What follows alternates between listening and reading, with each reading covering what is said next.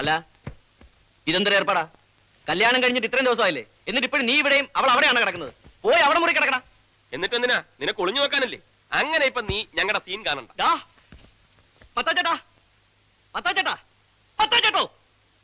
എന്താടാ തുടങ്ങിയ പിന്നെയും?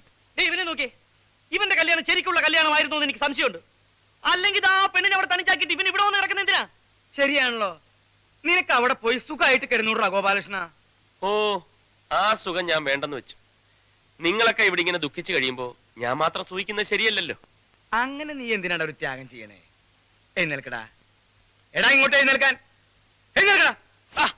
മത്തായി ചേട്ടാ, ഞാനൊന്ന് പറയട്ടെ. തൽക്കാലം ഞങ്ങൾക്ക് കുട്ടികൾ വേണ്ട. 1 കൊല്ലം കഴിഞ്ഞിട്ട് മതിയെന്ന ഞങ്ങളുടെ തീരുമാനം. എടാ കാട്ടുപോത്തെ, ഇപ്പൊ പോയി കിടന്നാലേ 1 കൊല്ലം കഴിഞ്ഞിട്ട് കുട്ടികളുണ്ടാവുള്ളൂ. അല്ലാണ്ട് നാളെ കാലത്തൊന്നും കുട്ടികളുണ്ടാവില്ല. ബാലകൃഷ്ണ പിടിച്ചേ, പിടിക്ക്. എന്തോ ചെയ്യാൻ പോവുക? സാധനം വീണു. ഓക്കെ, ഇവന് ചിലപ്പോ കുടുംബാസൂത്രണത്തിന് ചിലപ്പോ ഗവൺമെന്റിന് കാശ് കിട്ടൂട്ടോ. തെമ്മാടത്തിന് കാണിക്കുന്നത് അതിന് വേണം കേട്ടോ. എന്താ ഇത്? മര്യാദയ്ക്ക് കട്ടിൽ ഇങ്ങോട്ട് കൊണ്ടുവരണോ ഞാൻ അങ്ങോട്ട് വരണോ? ബാലകൃഷ്ണ, ഇത് നല്ല ഐശ്വര്യമുള്ള കട്ടള. എന്റെ അപ്പാപ്പൻ ഇതുമ്മ കിടന്നിട്ട് 3-ാം ദിവസം തട്ടിക്കും. ഇതെന്താ ഇങ്ങോട്ട് പിടിച്ചോണ്ട് വരുന്നത്? ഇതെന്താണെന്ന്? കട്ടില് കണ്ടൂടെ? അങ്ങ് മാറി കൂട്ടി. ഇതെന്തിനാ ഇവിടെ കൊണ്ടിടുന്നത്? ഇന്ന് മുതൽ ഈ കട്ടിലിന്റെ സ്ഥാനം ഇവിടെയാ. ഇവിടെ ഒരു കട്ടിലുണ്ടല്ലോ, പിന്നെ എന്തിനാ ഇത്? അത് തന്റെ കട്ടില്. ഇതേ കിടക്കേണ്ട ആൾ ഇപ്പൊ വരും. ആര്? നീ ഇതങ്ങോട്ട് വിരിച്ചേ. ചോദിച്ചത് കേട്ടില്ലേ? ആരെവിടെ വന്ന് കിടക്കാൻ പോകുന്നേന്ന്? ചൂടാവല്ലേ സിസ്റ്ററെ, ഞാനല്ല. പോരെ, നിനക്കെന്താ നാണം? ഇന്ന് മുതൽ നിങ്ങൾ 2 അല്ല 1. അയ്യേ, നീ എന്തിനാണ് അവിടെ വട്ടം കറങ്ങി നിൽക്കണേ? നാണമില്ലേ? വാതിലടച്ചുകളല്ലേ? ഓ, അടച്ചു കളഞ്ഞു. മത്തായി ചേട്ടാ, പുറത്തുനിന്ന് കുറ്റിയിട്ടേക്കല്ലേ? കുറ്റിയൊന്നും ഇട്ടിട്ടില്ലടാ. അയ്യോ, കുറ്റിയിട്ട് കളഞ്ഞു. ഇതാ ചെറിയ കാര്യം മതി, മത്തായി ചേട്ടാ ഉടനെ കുറ്റിയിട്ട് കളയും. മത്തായി ചേട്ടാ,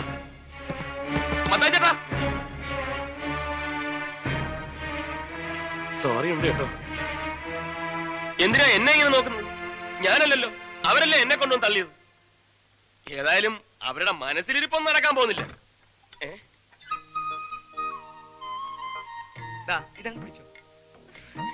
അയ്യോ, നാണം നാണം നാണം. പകുതി കുടിച്ചിട്ട് ബാക്കി പകുതി ആ കുട്ടിക്ക് കൊടുത്തേക്ക്. പിന്നെ ബാക്കി ഉണ്ടെങ്കിൽ നാളെ കാലത്ത് കുടിക്കും. മത്തായി, ഓ പിന്നെ അടച്ചു കുറ്റിയിട്ടല്ലോ. ഇത് വലിയ ശല്യമായല്ലോ. ഇന്നിവിടെ എന്തെങ്കിലുമൊക്കെ നടക്കുമെന്ന അവന്മാരുടെ വിചാരം.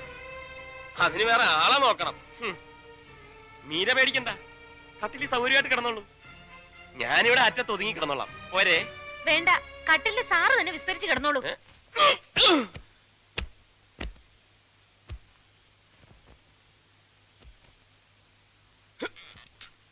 ഓക്കെ, മീരയ്ക്ക് മീരയെ വിശ്വാസമില്ലെങ്കിൽ വേണ്ട. പക്ഷെ എനിക്ക് എന്നെ നല്ല വിശ്വാസമാണ്. ഇനി മീരയുടെ ഭാഗത്തു നിന്ന് എന്തെങ്കിലും തെറ്റുണ്ടായാലും ഞാനത് തടയും. Good night.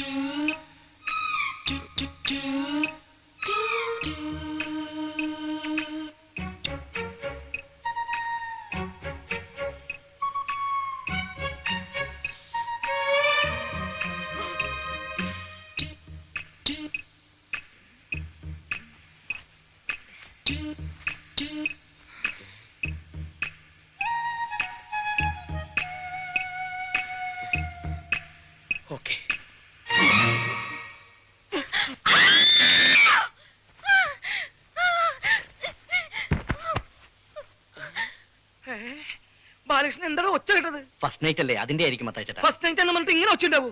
ഇത് ഫസ്റ്റ് നൈറ്റ് അല്ല, ലാസ്റ്റ് നൈറ്റ് ആണെന്ന് തോന്നുന്നത്. ഞാനങ്ങനെ ഇവിടെ വന്നു? ആരാ എന്നെ പൊക്കിയെടുത്ത് ഇവിടെ കൊണ്ട് കിടത്തിയത്? നീയാണോ? മതി, അഭിനയിച്ചതും പച്ചപ്പാവൻ ചമഞ്ഞതൊക്കെ. ചതിയനാണ് നീ, കൊടും ചതിയൻ. മീര, ബഹളം ഉണ്ടാക്കരുത് പ്ലീസ്. അപ്പുറത്ത് അവരൊക്കെ ഉണ്ട്.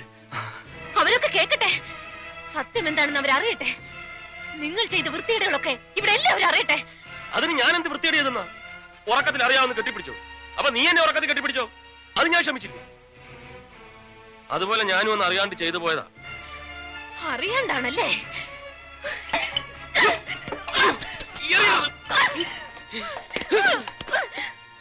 നീ അറിയാണ്ട് ചെയ്തതാണല്ലേ? എന്നെ നീ ശരിക്കും അറിയാണ്ടാണ് ഇതൊക്കെ ചെയ്യുന്നത്. എന്തായി കാണിക്കുന്നത്? ഞാൻ അപ്പോഴേ പറഞ്ഞതല്ലേ എന്റെ ശരീരത്തിൽ തൊട്ടു പോരുന്നുണ്ട്, തൊടാൻ ഞാൻ സമ്മതിക്കില്ലെന്ന്. എന്നിട്ടും നീ ഇതല്ലേ, ഈ ചരട് എന്റെ കഴുത്തിൽ കെട്ടിയ അധികാരത്തിലല്ലേ നീ എന്നെ തൊട്ടത്? ആ അധികാരം ഞാൻ ഇപ്പൊ തന്നെ അവസാനിപ്പിച്ചേക്കാം. കൈയെടുക്ക്. ഞാൻ പറയുന്ന ഒന്ന് കേൾക്ക്. പൊട്ടിക്കരുത്. കൈയെടുക്കാനാ പറഞ്ഞത്. പൊട്ടിക്കരുതെന്നാ പറഞ്ഞത്. പൊട്ടിക്കും, പൊട്ടിക്കെന്ന് പറഞ്ഞ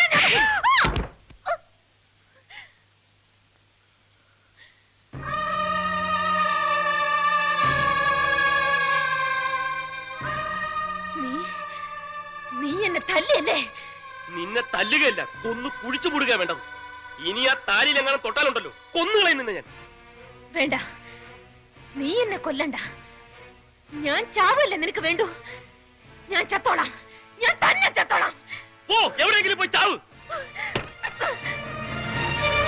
കാണിച്ചു തരാം, എല്ലാത്തിനും ഞാൻ കാണിച്ചു തരാം. എന്റെ ശവത്തിന് നിങ്ങളെ കൊണ്ടൊക്കെ ഞാൻ സമാധാനം പറയിക്കും. നോക്കിക്കോ.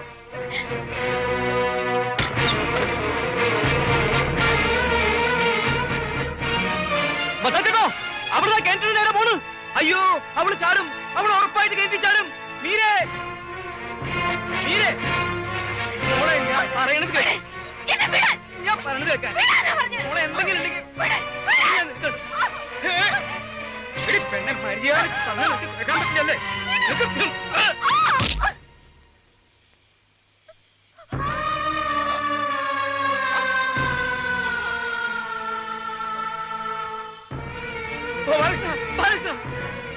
അയ്യോ മീരേ, ബാലകൃഷ്ണ പൊക്കട.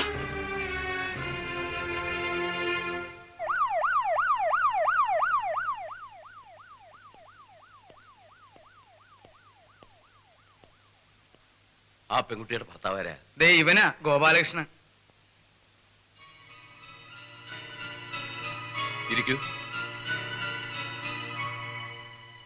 ഗോപാലകൃഷ്ണൻ ഭാര്യയുമായിട്ട് സ്ഥിരം വഴക്കൂടാറുണ്ട് അല്ലേ?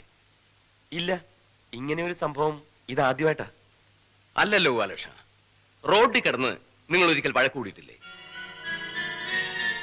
എന്നിട്ട് ഈ എന്റെ കാറിന്റെ മുമ്പിൽ ചാടി അവൾ ചാകാൻ ശ്രമിച്ചില്ലേ? അതെപ്പോ? അതൊക്കെ ഉണ്ട്, കല്യാണത്തിന് മുമ്പാ. അപ്പൊ അവൾ ഇങ്ങനെ ആത്മഹത്യ ചെയ്യാൻ ഒരുങ്ങുന്നത് ഇതാദ്യമായിട്ടല്ല. അല്ല, അത് മാത്രമല്ല, ഒരിക്കൽ അവൾ എന്നോടും പറഞ്ഞിട്ടുണ്ട്, അടുപ്പിലാളുന്ന തീ നോക്കി നിൽക്കുന്നുണ്ട്. ഞാൻ ചോദിച്ചപ്പോ തീ ചാടി മരിക്കുന്നത് അവൾക്ക് ഇഷ്ടമെന്ന്. ആ, അത് അവൾ എന്നോടും പറഞ്ഞിട്ടുണ്ട്. അവൾക്ക് കിണറ്റിൽ ചാടി മരിക്കാൻ ഭയങ്കര കൊതിയാണെന്ന്. അപ്പോ എന്റെ ഊഹം ശരിയാണ്, ഷീ ഈസ് അബ്നോർമൽ. അപ്പോ എന്റെ ഊഹവും ശരിയാണ്, അവൾക്ക് ഭ്രാന്താണല്ലേ? ഭ്രാന്തെന്ന് പറയാൻ പാടില്ല, ഒരു തരം മാനസിക രോഗം, ആത്മഹത്യാ പ്രവണതയുള്ള ഒരു മാനസിക രോഗി. ഞങ്ങളുടെ ഭാഷയിൽ പറഞ്ഞാൽ എ സൂയിസൈഡ് മാനിയാക്ക്.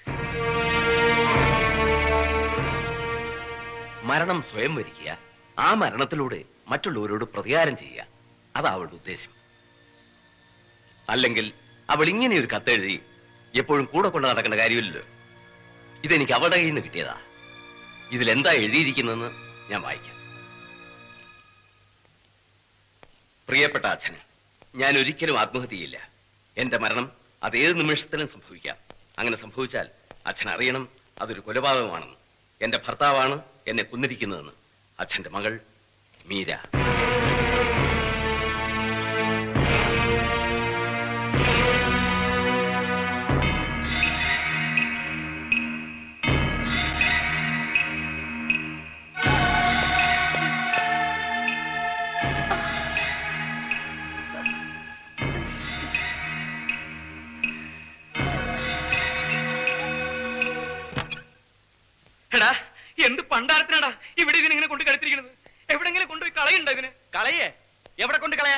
കളയാൻ അവള് പൂച്ചക്കുട്ടിയും പട്ടിക്കുട്ടിയൊന്നും അല്ല, ഇവന്റെ ഭാര്യ. നീ ഇത് അനുഭവിക്കണോടാ, ആയുഷ്കാലം മുഴുവനും നീ ഇത് അനുഭവിക്കണം. മതിയോ ശവത്തി കുത്തിയത്? കുത്തും, ഈ ശവത്തി ഞാൻ ഇനിയും കുത്തും. എന്നെ അത്രയ്ക്ക് കുത്തിയിട്ടുണ്ടവൻ. എന്റെ നായകൻ തട്ടിയെടുക്കാല്ലേ മത്തായി ചേട്ടാ ഇവന് ഈ അക്രമം മുഴുവൻ ചെയ്തത്. വഴിയിനെങ്ങാണ്ട് ഒരു ഭ്രാന്തി പെണ്ണിനെയും പിടിച്ചോണ്ട് വന്നിട്ട് എന്റെ അമ്മാവന്റെ മകളാണ്, മുറപ്പെണ്ണാണ്, നിനക്ക് എന്തോ ഒരു അഹങ്കാരം ഉണ്ടായിട്ട് വേണം ആ ഭ്രാന്തി പെണ്ണിന്റെ എഴുതി താലി വരെ കെട്ടില്ലേറാ നീ. എന്നിട്ട് എല്ലാം കഴിഞ്ഞിട്ട് ഇപ്പൊ എവിടെയെങ്കിലും കൊണ്ട് കളഞ്ഞ അവള് പോവോ? ഒഴിഞ്ഞു പോടാ അവള്. അവൾ അങ്ങനെ ഒന്നും ഒഴിഞ്ഞു പോവില്ല മത്തായി ചേട്ടാ, ഇവനെയും കൊണ്ടേ അവള് പോവും. നീ ഇതൊന്നും കേൾക്കണില്ലേ? കേൾക്കാതിരിക്കാൻ അവന്റെ ചവിട്ടി പഞ്ഞു വെച്ചേക്കും. അവനോടല്ല പറഞ്ഞത്, മാതാവിനോടാ. ഓഹോ, മാതാവിനോടും കർത്താവിനോടും പറഞ്ഞിട്ട് കാര്യമില്ല. ഇതൊക്കെ ഓരോരുത്തരുടെ വിധിയാ, അതിനി നമ്മളായിട്ട് തടയാതിരുന്നാ മതി. വിധിയാ? എന്ത് വിധി? പോടോടുന്നു. എടാ ഗോപാലകൃഷ്ണ, നീ പേടിക്കണ്ട, നീ അവളെ ഇവിടുന്ന് പറഞ്ഞു വിട്, ബാക്കി കാര്യം ഞാൻ ഏറ്റുന്നു. ഏറ്റല്ലോ, ഒടുക്ക അവൾ എവിടെങ്കിലും ചാടി ചത്തിട്ട് ശവം കൊണ്ട് പോലീസുകാർ വരുമ്പം അതും കൂടെ അങ്ങ് ഏറ്റോണം. എന്റെ മത്തായി ചേട്ടാ, ഇവൻ അവളുടെ കഴുത്തിൽ താലി കെട്ടി പോയില്ലേ, ആ താലി അവളുടെ കഴുത്തിൽ കിടക്കുന്നിടത്തോളം കാലം അവൾ ഭാര്യയും ഇവൻ അവളുടെ ഭർത്താവുമാ. അവൾക്കിനി എന്ത് സംഭവിച്ചാലും അതിന്റെ മുഴുവൻ ഉത്തരവാദിത്വം ഇവനാ. അത് നേരാണല്ലോ. അപ്പൊ ഇനി എന്താ ഒരു മാർഗം? ഒറ്റ മാർഗമേ ഉള്ളൂ. ഇവന് രക്ഷപ്പെടണമെന്നുണ്ടെങ്കിൽ ഇവൻ കെട്ടിയ താലി ഇവൻ തന്നെ പൊട്ടിക്കണം. കണ്ടാ, അതവന് സംഭവമല്ല. ഇതാ ഞാൻ പറഞ്ഞത്, ഓരോരുത്തരുടെ വിധിയെ അനുഭവിക്കട്ടെ എന്ന്. എടാ, നീ ഇത് പൊട്ടിക്കുന്നുണ്ടോ? ഇല്ലെങ്കിൽ ഞാനിത് പൊട്ടിച്ച് വലിച്ചെറിയും. പൊട്ടിക്കാന്ന് പറയടാ. എടാ പറയാൻ. എന്ത്?